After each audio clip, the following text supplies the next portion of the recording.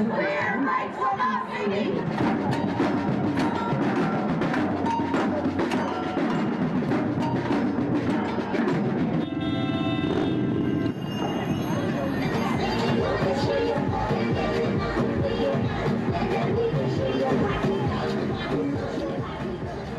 Good evening. The sights and sounds of Pride can be seen and felt throughout the city of Toronto this weekend, but nowhere, and I mean nowhere, is as exciting as Church Street is right now. Take a look around this stretch. The stretch of Church has been completely shut down for the festivities. Many people here enjoying many of the events taking place this evening, from walking the streets, of course, dancing, and enjoying a beverage out here on the patio and out on the streets. But tomorrow is the big parade, and that's a much anticipated event that will bring out thousands. And though there's much to celebrate about, this year's parade will be taking a somber tone.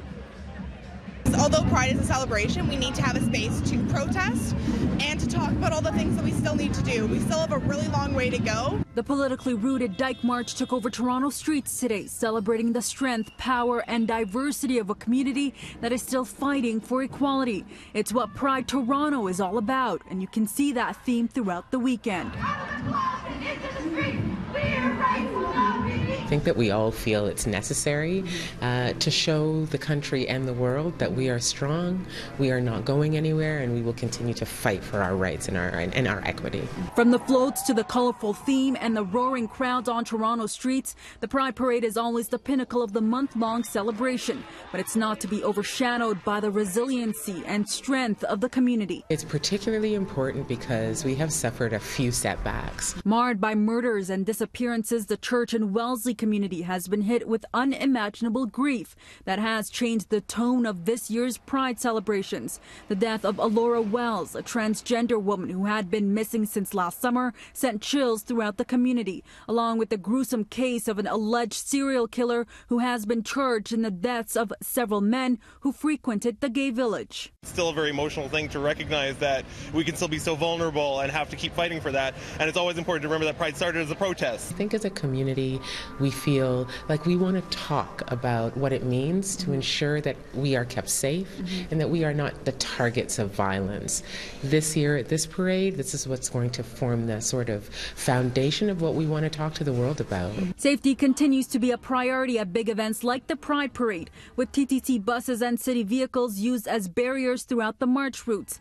And with hate crimes continuing to target the LGBTQ+ community, there's also a need for Pride Toronto to continue advocating for protection. This community deserves the rights and protections of the rest of Canada, and so it's been particularly heartfelt for us this year, because not only has there been the combination of these alleged serial murders, but then there's also the fact that just generally the sort of political winds aren't in our favor at the moment. That is actually manifesting itself in pure violence. For the first year ever, Pride Toronto has launched an app designed to address some of the safety concerns. That will give people notifications where you can actually report your own position, in the hope that you're able to sort of ensure that you're never, you might be with somebody, but you are not isolated.